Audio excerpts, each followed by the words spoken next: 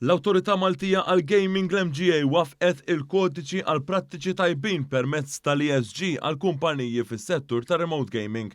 Dan bilan li dawn il-kumpaniji iħarsu il-prinċipji ambjentali, soċjali u anke il-governanza tajba biex ikunu aktar sostenibli waqt li jkunu lesti għal-futur. F'konferenza l-aħbarijiet bit-tema Malta Ġusta, il-Ministru l-Ekonomija Silvio Xkembri tkellem dwar l-importanza s-settur tal-gaming għal pajjiżna li ħaddem aktar minn 11,200 persuna b'impjiegi ta' kwalità.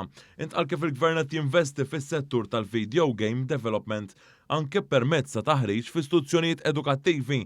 Il-Ministru Xkembri tenna kif dawn il-kodiċi se jippreparaw il-kumpaniji għal-ġejjieni anke meta fis-snin li ġejjin se jiddaħħlu direttivi mill-Unjoni Ewropea.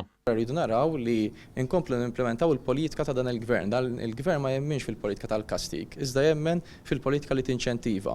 U anke f'dan is-settur qegħdin ngħidu li dawk il-kumpaniji li ħajużaw dil-għodda li qegħdin nagħtuha b'mod volontarju mill-regolatur f'dan is-settur tal-industrija tal-gaming, dawk il-kumpaniji li ħajkunu qegħdin isegwu jużaw din l-għodda ħajkun tiġu premjati.